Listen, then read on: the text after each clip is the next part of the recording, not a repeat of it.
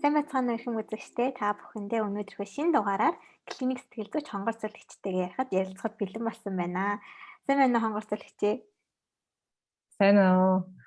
Та бидэнд өөрийгөө тавьж танилцуулаач үзэгчд маань бас таныг мэддэг хүмүүс байгаа, хараахан мэдэж амжаагүй хүмүүс байгаах бас. За чамд болон энэ нэвтрүүлгийг үзэж байгаа бүх хүнд бас энэ өдрийн мэндийг хүргэе. Намайг Хонгор Зүйл гэдэг. За Focus on the Family Mongolia буюу гэр бүл анхаарлын төвд байгууллагыг үүсгэн байгуулсан. За гүйцэтгэх захирлаар ажилладаг. За тэгээ одоогоор бас Филиппин улсад клиник сэтгэл заслаар докторийн зэрэг сурж байгаа. За мөн одоо Монгол Улсын их сургууль цагаар одоо багшилдаг байгаа. За уламжлалт ёсороо танаас яагаад энэ хүн мэргэжлийг сонгоод энэ салбарт ажиллаж байгаа вэ тэнээр нь асуул. Ер нь бол 3 зүйл их нөлөөлсөн болоо гэж би бодож байна. За нэгдүгээр талах юм бол би нөгөө 10 жилд байхдаа асрамж халамжийн төвд сайн дурын ажил хийдэг байсан. За тэгээд энэ үедээ бол ер нь хүнд одоо өөрчлөлт бол илүү дотроосоо эхэлж гардыг байна гэдэг дүгнэлтэнд хүрсэн учраас энэ маань одоо нөлөөсөн. За хоёрдугаарт миний яг одоо хувь хүний зан чанар бас нөлөөсөн болоо гэж бодогдож байна л да. Тэгэхээр миний хувьд ингээд бусдад ярихаасаа илүүтэй бусдыг илүү ойлгож, сонсох. За тэгээд ер нь бас нөгөө дүн шинжилгээ, анализ, судалгаа аливаа зүйлийг одоо нээж илрүүлэгч гэдэг юм уу тэр талдаа айгүйх дуртай. Тэгэхээр нөгөө юмыг илүү их нөгөө цаад одоо учир шалтгаан мөн чанарыг олох маш их дуртай. За энэ маань бас нөлөөлсөн баг. За гурав дахь юм бол ерөнхийдөө нөгөө миний амьдралын одоо туршлага маань бас намайг одоо сэтгэлийн хатад сургасан болов. За ингэснээрээ би бас одоо өөрийгөө болон бусад хүмүүсийг илүү ойлгож, таних мэдхэд бас тусалдсан болов. Тэгээд энэ гурав маань ер нь аль мэргэжлээ сонгоход нөлөөсөн болов гэж бодож байна. Яагаад юм бэ? Сая таныг хэлсэн чинь би баг өөрийнхөө бүх зан чанарыг дүгнж үзчихэж байна. Шалаа хүн таныг мэргэжлийн тань өнцгөөс ер нь аль таньж мэдсэн байгаа шүү дээ, тий. Та бас миний энэ талаас намайг илүү таньж мэдсэн бол гэсэн өнцөг байдаг уу? Яг нөгөө хүмүүс ингээд жирийн үед ч гэсэндээ яг л нөгөө мэргэжлэрээ ханддаг юм шиг хандах гэдэг л да. Одоо жишээлбэл би ер нь ямар хөө хүн бэ? Ямар хөө онцлогтой байна? Ямар нэгэн асуудал надад байна уу ч гэдэг юм те. Бараг ингээд чи ингээд зүгээр юм ярьж байхдаа хүмүүсийг оншилдгүү ч гэдэг юм уу. Тэгэж хандах гэдэг. Гэхдээ хизээч одоо жирийн үедээ бол хүмүүстэй ингээд харилцаж явах үедээ яг нөгөө хувь хонгорцол гэдэг хүнээр л байгаа.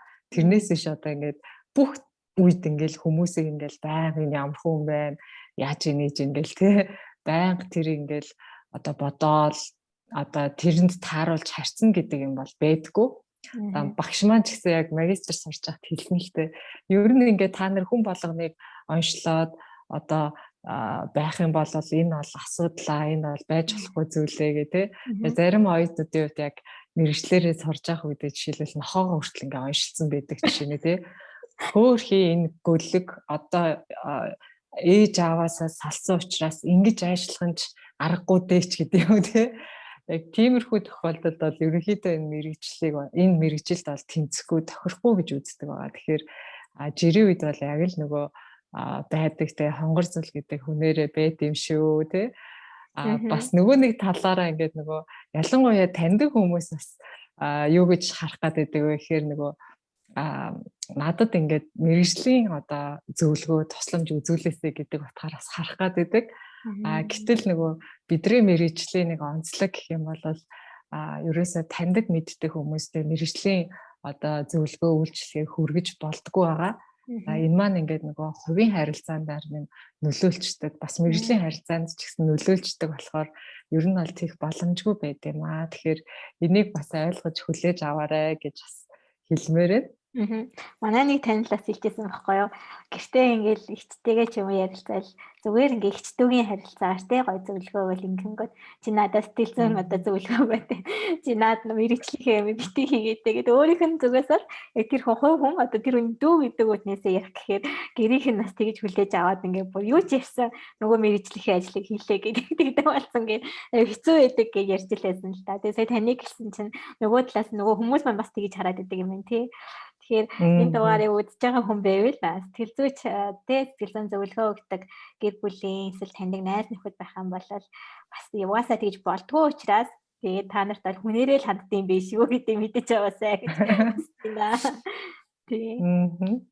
Би нөгөө таны айгүйх нэ Facebook одоо профайл болон пэйжтэй байгаа тэр квотуудыг хуучдаг байхгүй та айгүй гоё гар бичмэлээрээ ингээд үгээ хоолцдог штэ тийм ээ. Тэгээ та ингэж хэлсэн байсан л да та аз жаргалыг гаднаас бус дотроосоо эргэлхийлж мэдрээрэй гэдгсэн байсан. Тэгээд одоогийн таны амьдрал таны дотроосоо эргэлхийлж мэдэрч байгаа аз жаргалаасаа бидэндээ хуваалцлаа. Одоо энэ стресстэй нэгмэдээ гоё одоо ирэх юм уулзах гал амихандаа ийм асуулт гаргасан.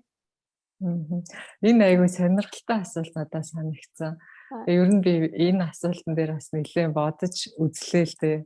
Тэгээ ерөөхдөө нөгөө миний хувьд ингээд нөгөө ийм одоо нөхцөл байдал байсан ч гэсэн ингээд нөгөө сэтгэл тайван байгаа нь л ер нь ингээд аз жаргалтай байгаагийн нэг хэлбэр юм бэ. Ямар нэг юм том одоо санаа зовоосон эсвэл ингээд амар юм гутраасан асуудал ер нь алга тий. Яг ингээд одоогийн байгаа байдалтай ингээд сэтгэл хангалуун байгаа байдал маань л өөрөө намайг аз жаргалтай байлгаж байгаа юм болов. За тэрэн дээр нэмэх нь нөгөө хүний амьдралд айгүй том чухал шийдвэрүүдийг гаргадаг штэ тийм ээ. Одоо ямар мэргэжлийг сонгох уу, за ямар ажил, ямар карьерийг одоо сонгох вэ ч гэдэг юм уу. За тэр тал дээрээ жишээлбэл би бас айгүй тийм сэтгэл хангалуун, за тэгээд гэр бүл, үр хүүхэд за өөрийнхөө одоо үнэт зүйлс ч гэдэг юм уу амьдрал дээр гаргасан яг юм том шийдвэрүүдтэй ямар нэгэн харамсалтай зүйл байхгүй байгаа маань бас намайг юм аз жаргалтай байлгаж байгаа юм байна гэж олвол харсан. Ямар гоё юм бэ. Тийм хүн болгон одоо бас яг дүгнэлт хийгээсэй тийм ээ. Гэтэ яг шийдвэр гаргасан байлаа гэд би алдсан байна гэж бодлохгүйгээр дараагийн бас таны хэлж байгаа тэр том шийдвэрүүд гаргах гэж байгаа хүмүүс зөндөө байгаа шүү дээ тий. Тэрэндээ бас яг ингээд ирээдүйд дотроосоо аз жаргалтай хайвал энэ таны дотоод аз жаргал болж чадах уу гэдгээ бас дүгнээсэй л гэж хүсэж байна л та үзэгчтэйгээ. Тэгээ бас нөгөө надад айгүйх юм бодогдуулсан нэг өөр нэг таны хэлсэн нэг ишлэл байсан юм а. Тэр нь болохоор зэрэг хүн зөвхөн бодлыг нь бас мэдрэмжийг нь тань. Хүний зөвхөн бодлыг нь бас мэдрэмжийг нь таньж сураа гэв. Тэгээд миний бодлоор болохоор мэдрэмжээс бодол ч юм уу тэгээ бодлоос мэдрэмж ч юм уу энэ нэг хоёр хоорондоо уялдаатай санагдаад байгаа байхгүй гэсэн чинь та энэ хоёрыг таалахгүйгээр ингээс хамттан таньж мэдээ гэдгсэн байсан. Энийг та хүмүүс тайлбарлавал одоо айгүй хүмүүс тэгж та наа бити бодлоор мэддэг юм эсвэл чи айгүй мэдрэмжтэй маа гэл яг ингээд нэг юм хоёр салангат юм яриад идэв штэ тий. Та энийг одоо тайлбарлаж өгвөл. Тийм. Тэгэхээр ерөөсөө нөгөө хүмүүсийн харилцаан дээр тухайн хүнийг ингээд ойлгож таньж мэдхийн тулд ерөөсөө тухайн хүний зөвхөн яг юу бодож байгааг мэдэх нь одоо хүмүүс дийлэнхтэй чухал гэж боддог байж магадгүй. Гэтэл яг энэ хүн ямар одоо зүйлийг мэдрээд байна гэдэг яг тэр мэдрэмжийг нь олж мэдэх нь маш их чухал байдаг л та. Тэгжээж нөгөө тухайн хүний яг зүрх сэтгэлтэй илүү холбогддог гэх юм уу та. Тэгэхээр нөгөө зөвхөн бодлыг нь таньж мэднэ гэдэг маань магадгүй ингээд тухайн хүний нөгөө илүү тархич гэдэг юм уу те одоо сэтгэн бодох илүү тархитай холбоотой одоо тэр мэдээллийг бодол одоо тэр зүйлийг хардаг бол яг мэдрэмж бол тэр хүний яг зүрх сэтгэл яг тэр дотоод ертөнц яг тэр хин юм бэ гэдгийг тодорхойлдог яг тэр чухал гол хэсэг байдаг. Тэгэхээр бид нар нөгөө ялангуяа гэдэг шүү дээ нөгөө эрэгтэй эмэгтэй хүмүүсийн хооронд ч гэсэн энэ тал дээр айгүйх тийм зөрчил үүсдэг юм болоо гэж бодогддаг л да. Эрэгтэй хүмүүс болохоор илүү бод гэлээдэг те. Эмэгтэй хүмүүс болохоор илүү мэдэр гэлээдэг те. Энэ хоёр хоёулаа нөгөө нэг хоорондоо ингээд нөгөө ойлголцоод уг нь бол ингээд хоёр талаасаа ингээд нөгөө байж иж нэг одоо цогц чухал зүйл байгаад байна шүү дээ тий. Тэгэхгүй ингээд нөгөө аль нэгнийх нь буруу ч гэдэг юм уу аль нь нэг тийм чухал биш гэдэг байдлаар хандгал юм бол эн чинь өөрөө нэг юм бүрэн цогц одоо зүйлийг салгаж байгаа нэг хэлбэр болчиход байна л та. Тэгэхээр нөгөө хүн ч гэсэн яг ялгаагүй адилхан те хүнийг бүрдүүлж байгаа хэсэг бол зөвхөн бодол байдаггүй тэр хүний мэдрэмж гэдэг одоо хэсэг байгаа. Тэгээд энэ нөгөө нэг мэдрэмж нь өөрөө бодлыг үүсгээд тэгээд бодлоосоо дамжуулаад хүн үйлдэлийг одоо гаргаж идэг байгаа. Тэгэхээр магадгүй гайхаж магадгүй тэгээ яагаад тэгвэл ингээд за ялангуяа Аз хүмүүсийн нэг онцлог байдаг л та. Айгүйх ингээд бодлоо ярьдаг. Юм ингээд асуухаар би тэгж бодож байна, ингэж бодож байна. За яг ямар мэдрэмж төрж байна, юу мэдрээд байна гэхээр ингээд гацчдаг ч юм уу тэрийг ингээд нөгөө тэрнээсээ зайлс гэдэг ч юм уу. За мэдрэмжээ ярьчих юм бол магадгүй ингээд нөгөө тэр магадгүй сул одоо эмзэг хэсгээ ингээд хүмүүст илэрхийлэх гээд байгаа юм шиг санагдангуудаа тэрийг ингээд нөгөө дотроо хадгалаад хоригдлуулаад байдаг ч гэдэг юм уу те. Тэгэхээр яг тэр хүнийг нэг бүрэн таньж мэдэж бас чаддгүй гэж тийм ээ. Тэгээд яагаад ингээд нөгөө мэдрэмжээс бодол үүсдэм бэ? Тэгээд үйл гард юм бэ гэж нөгөө гайхаад байгаа хүмүүс бол байдаг бах л да. Тэгэхээр яагаад мэдрэмж эхэлж үүсдэг вэ гэхээр ерөөсөө хүний харилцаа чинь тэр чигээрэл мэдрэмж одоо хүнийг одоо өөрийг нь бүрдүүлж байгаа хэсэг ч гэсэн тэр чигээрээ боё 90% нь хүнийг одоо бүрдүүлж байгаа хэсэг мэдрэмж гэж одоо үздэг байгаа. Энэ нь юутай холбоотой гэхээр зөвхөн би нэг жишээ татъя л да. Тэгэхээр хүүхэд одоо энэ дэлхий дээр анх мэдлээд тийм ээ. За хамгийн эхлээд харилцаа үүсэж байгаа хүн нь ээж байдаг тийм ээ. За тэгээд энэ харилцаанд авж байгаа мэдрэмж нь ямар мэдрэмж байдаг вэ гэхээр ээжтэй хайрлагдсан би ямар нэгэн аюулгүй би хамгаалагдсан гэдэг яг тэр ингээд нөгөө мэдрэмжийг авдаг. За тэгээд хэрвээ энэ мэдрэмжийг авч чадахгүй одоо өөрөөр хэлэх юм бол тий одоо өөрийгөө хангалттай сайн хайрлагдсан эсвэл тоогдсон гэдэг тэр мэдрэмжийг хүлээж авахгүй тохиолдолд аюултай гэдэг тэр мэдрэмжийг анх авдаг, хүлээж авдаг. За тэгээд байнгын нөгөө аюултай гэдэг мэдрэмж тэр хүн төрөөд ахлаар үргэлжил нэг аюул тохиолдох байгаа юм шиг хүүхэд ч гэсэн тэрийг нөгөө магадгүй уйлж илэрхийлж иж болно те. Гэтэл нөгөө тэрийг тоохгүй л байгаад ах юм бол хүүхдэд үргэлж аюултай гэдэг тэр айдас одоо төгшүүрийн мэдрэмж үүсч идэг гэсэн. За энэ байдал маань ингээд нөгөө зөвхөн бага одоо насанд одоо үүсэл алга болчтой юм шиг энэ бүр амьдралын туршид тэр хүний яг дотоод ертөнцийг бий болгож идэг гэсэн. За тэгэл энэ одоо нөгөө анх ингээд үүсэж байгаа энэ мэдрэмж маань яванда одоо хүүхдийн танин мэдхүй буюу одоо когнитив хөгжил гэж нэрлэдэг. Энэ хөгжил маань хүүхдээ нөгөө хэл ярианд орох үеэс эхэлж хөгждөг байхгүй юу? Одоо тэгэхээр нөгөө өөрийнх нь нөгөө одоо хамгийн анх үүсэж байгаа мэдрэмж маань яг танин мэдхийн хөгжил явагдаж эхлэх үеэс эхлээл одоо өөрийнх нь итгэл үнэмшил үзэл бодол болж тогтдог гэсэн үг. Тэгэхээр нөгөө дарааллын хувьд бид нар ярих юм бол хүнд ингээд сэтгэл хөдлөл эхлээд үүсдэм байна. За тэгээд энэ маань ингээд бодол болдсон байна. За тэгээд тэр хүн ямар үйлдэл хийх вэ гэдэг маань шийдэгддэм байна гэсэн л одоо гол санаа маань бол тэр л дээ. Нөгөө түүний хэлэхээр нөгөө хүнсийг нь л одоо ойлгоно гэсэн үг юм биш үү? Шууд яг бодож ин гэж хэлэхээр нь за яг юу мэдрээч ингээ ялангуяа миний бодлоор хосууд болон гэр бүлийн одоо хосууд тийм ээ үр хөвгөд ээж автайгаа ингэж ярилцвал юу мэдрээч гэдэг хуваалцах бас илүү чухал байдаг болов. Айгүйх нөгөө хүүхдээсээ эцэгчүүд гэж асуух гад идэв штэ. Юу гэж бодчих, яасан гэлтэй яг юу мэдэрч ин гэдгийг асуухаасаа илүүтэй. Тэгэхээр таны сая яг хэлсэн гоё тайлбарыг хүмүүс сонсоод илүүтэйгээр одоо юу мэдэрч ин гэдэг асуултыг асуух байхаа. За миний дараагийн асуулт маань айгүй том асуулт байгаа. Өнөөгийн нийгэмд тулгамдж байгаа асуудалтай надад хүн бүрэл өөрийн гэсэн асуудалтайгаа тулгарч байгаа шүү дээ тий. Би яагаад энийг хийж чадахгүй байна гэж өөрийгөө дутуу үнэлдэг ч юм уу. Эсвэл одоо энэ улс орон яагаад энийг хийхгүй байна гэж одоо өөрөө тэр хүний оронд байсан бол илүү сайн хийчих юм шиг тийм ээ. Яг ийм төрчлөлтөө хүний дотор нэг юм хоёр туйлт мэдрэмж байнга төрдөг боллоо.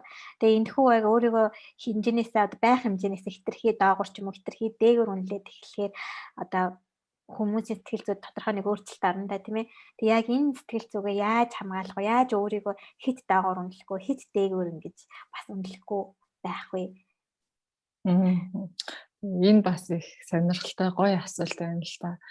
Тэгэхээр нөгөө ер нь болов л штэ тухайн хүн маань яг нөгөө альва зүйлд өөрийнхөө өнцгөөс л ханддаг гэдгийг ойлгох нь аюул чухал байдаг л та. Одоо жишээлбэл юу гэдэг би ингээд нэг хүнийг ингээд чимхлээ гэж бодъё тий. Би өөрийнхөө одоо зүгээс тэр хүнийг аягүй тийм аяархан чимэгчлээ гэж бодож итэл нөгөө яг тэр чимхэлдэг мэдэрж байгаа хүн бол амар чанга чимэгчлээ гэж одоо хандаж болно шүү дээ тий. Тэгэхээр энэ дээр нөгөө ойлголтын зөрүү үүсч идэг тий. Тэгэхээр хэрэг нөгөө тухайн хүнийг бид нөгөө ойлгож таньж мэдэх нь маш их чухал гэдэг нь бас эндээс бид нар харж болно. Тухайн хүнд яг ямар байгаа энэ одоо нөхцөл байдал тий. Тэгэхээр бид нар яг өөрийнхөө өнцгөөс энэ хүнд яг ийм л байгаа гэдэг өнцгөр ерөөсөө хандах нь айгуу тийм өрөөсгөл ойлголт юм тийм ээ.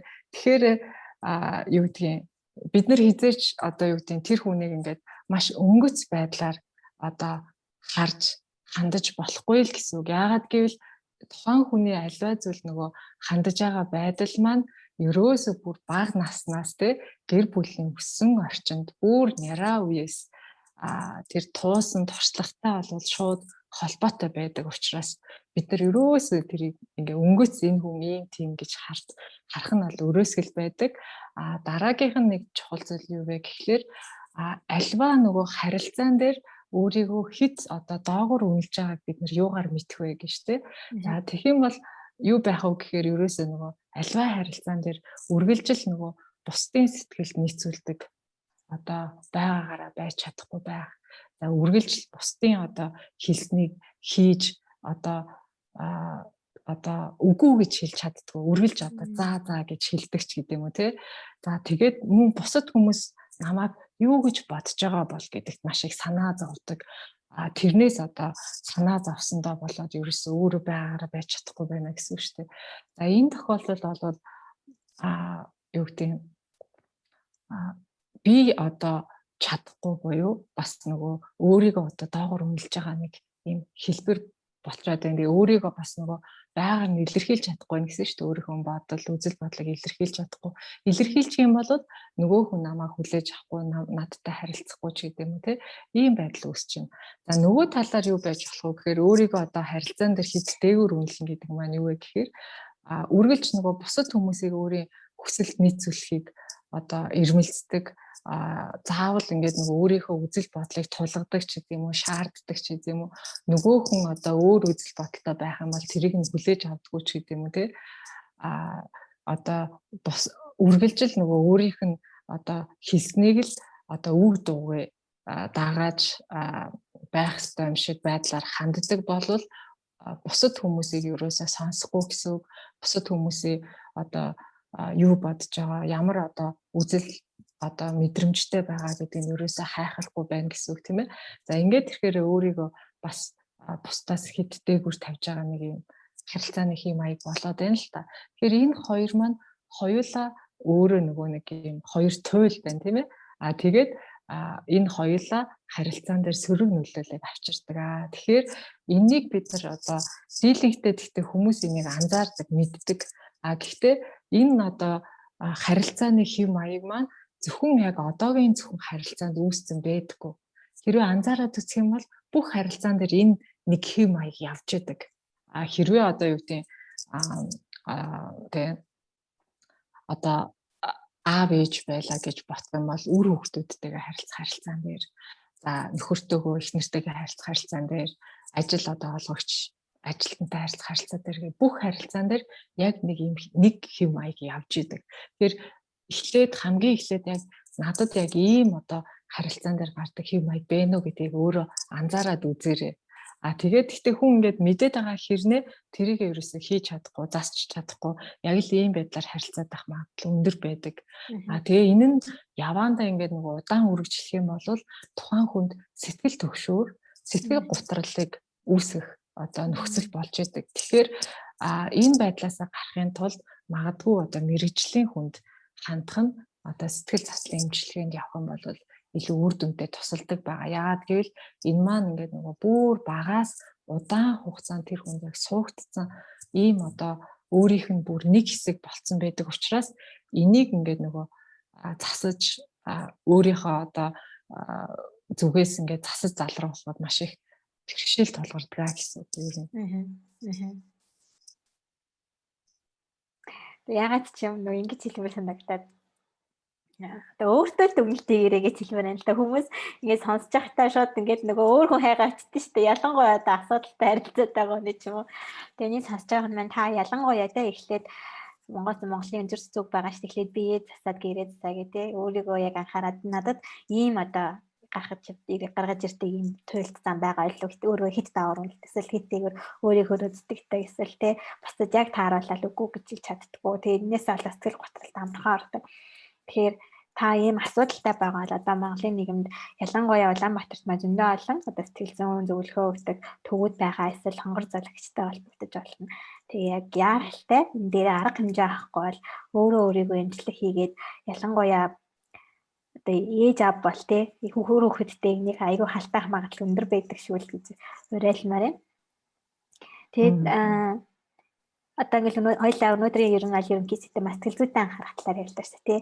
Тэгээд миний хувьд болохоор яагаад энэ асуултуудыг асуусан гэхээр сэтгэл зүйн одоо санаа байдлаа өөрөө мэдэрч анализ хийж тэ өөрийгөө би ингэж юм да гэж ингэж анзаарч чаддаг болох хэмжээний төлөвшөл бол хүний хувь хүний хөгжилтэй хамаатай гэж шууд боддог байхгүй юу. Хүмүүс тэгдэж нөгөө нэг нас хамаагүй төлөвшөл тэгээд төлөвшөлт тэгвэл нас хамаагүй бол яагаад нас хамаагүй гэж захирээ өөрөө тэр хүн сэтгэл зүгөө удирдах чадчихэв нөө анзаарч чадчихэв нөө гэдэгтэй шууд хэлбэтэй юм шиг.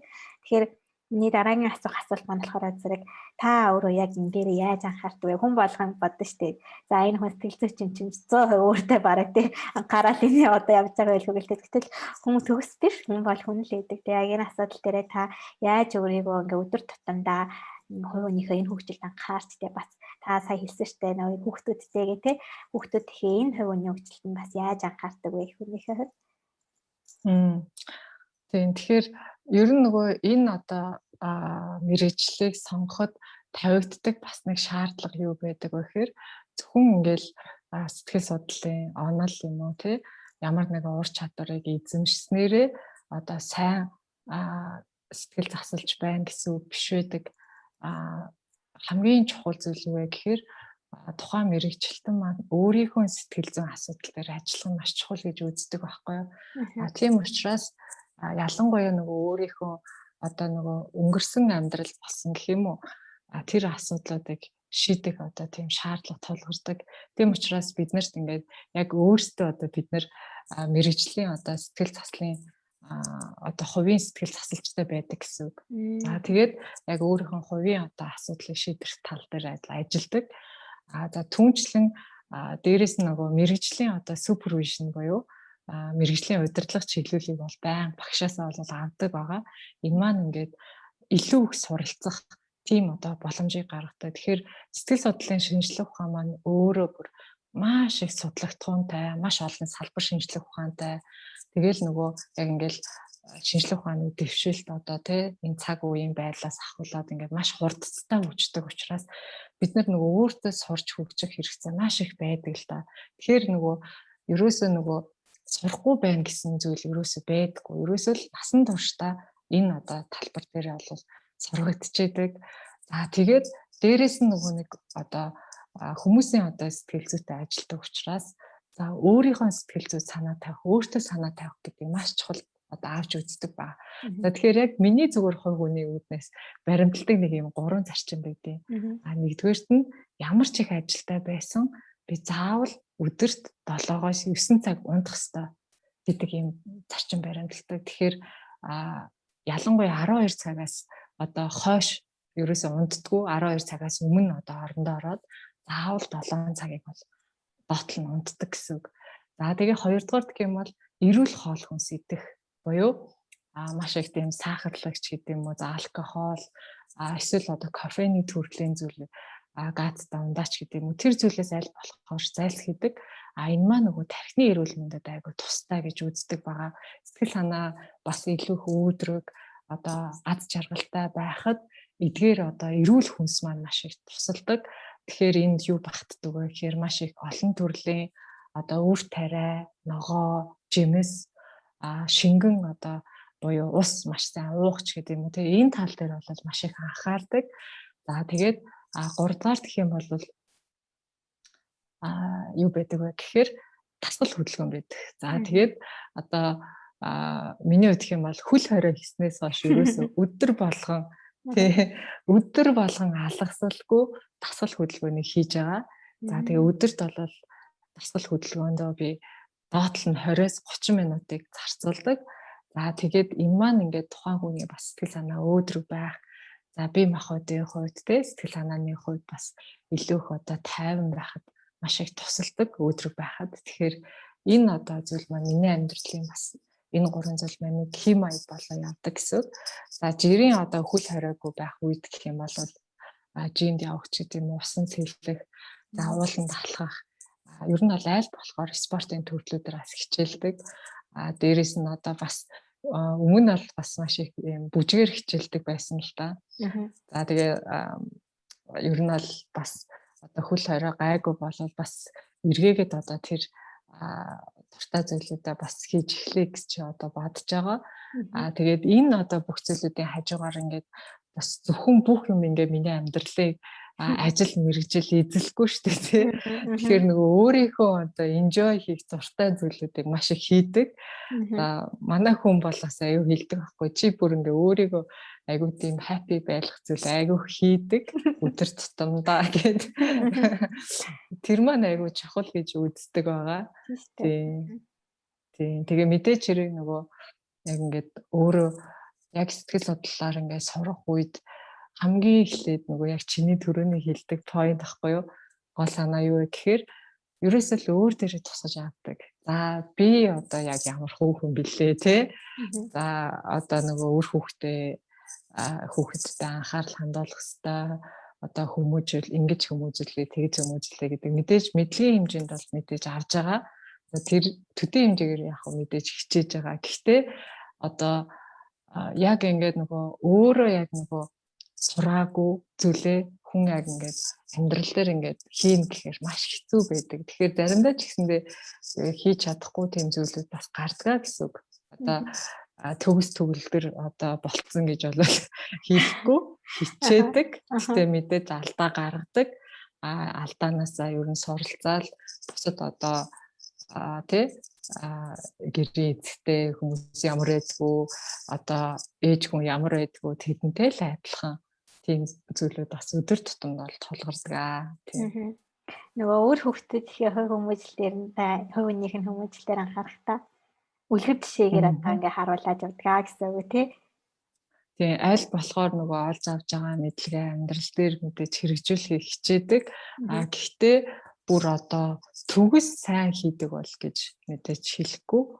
Тийм ягаад тэгэхээр би түрүү хэлсэнтэй хүн зөвхөн нөгөө альва зүйлийг мэдчихэл тэр хүний амьдралд ингээ амархан өөрчлөлт гарчдаг зүйл биш.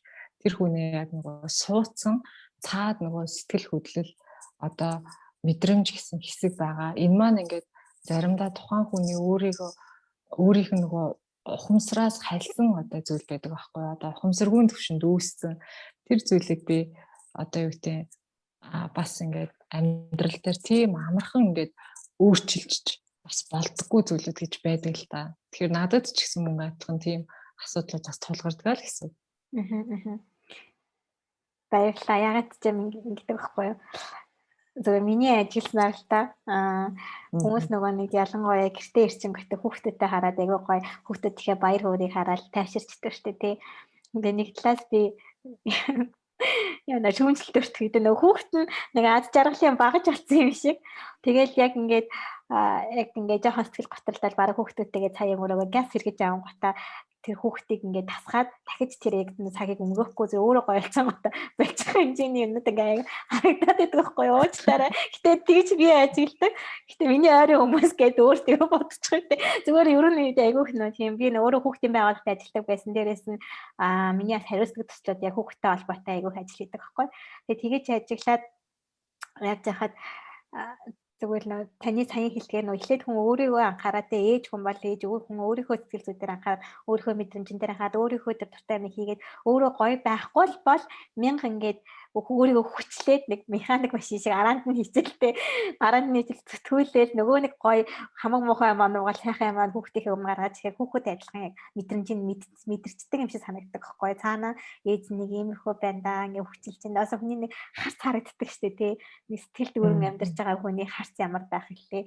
Нэг жижигэл байгаа юмаа хүчээр нугаад байгаа хүний юм ямар байдаг гэлээ. Тэгэхээр өнөөдрийн яг битэрийн энэ дугаарыг ярилцсан энэ бүх зүйлийг хүн та асаасаад эмэгтэй хүн та тэгтээ хүн та сонсоод ирээдүйн аав ээж болох хүсэл болцсон ч гэж магадгүй хүмүүс санаа сонсоод эхлээд өөр дөрөө ихний түрүүнд анхаараасай. Тэгээ энэ таны өөрийнхөө хувь хүний одоо төлөвшил ямар байгаагаас хүүхдүүд ч үлгэрч харах юм шүү. Хэлхээсэнд нь илүүтэй тий. Хүн болгон одоо мэдлэгийг бол хангалттай авч мэдлэг мэдээллийг бол хахтлаа авч юм. Тэгээд яг энийг яг өөрөө хэрэгжүүлэх байна гэдэг хүн болж штэ 12 цагаас өмнө унтаж болд юм байна. Эрүүл хүн саална идэж болж юм. Өөрийнхөө дуртай юмыг хийх цагийг өдөртөө гаргаж болж юм. Тэгэхээр яг амьдрал нөгөө зүрхэнд нь юу дүүрэн байна тэр нь яг амьдрал дээр нь яг гарч ирж байгаа жишээ танаас харахад гоё юм.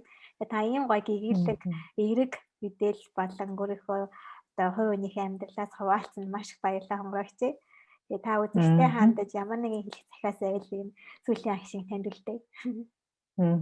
Тэгээ би сая чиний нөгөө ярьсан зүйл чи айгүй чухал зүйлүүдийг олж харсан байна гэж санагдлаа. Тэгээ энтэй зүгээр уялдаад хэлэхэд ерөөсөө нөгөө гэр бүлийн харилцаанд ч тэр за үр хүүхдтэйгээ харилцаанд ч тэр эхлээд тэр нөгөө одоо хүүхдүүддээ засч яач гэдэг юм уу за эхнэрээ нөхрөө засчих гэж айгүй хандах гэдэг байхгүй юу.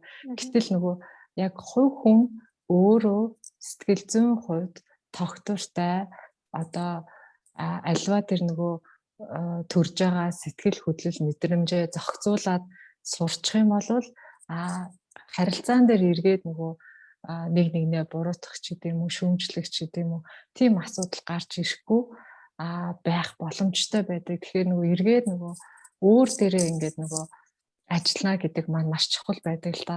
Тэгэхээр чи түрүүн хэллээ шүү дээ нөгөө ер нь эцэг их бол ерөөсөө хүүхдийнхээ сэтгэл зүйн хэрэгтэйг хангагч байх хэрэгтэй. Тэрнээс биш хүүхэд нь одоо аав ээжийнхээ сэтгэл зүйн хэрэгтэйг хангагч биш тийм ээ.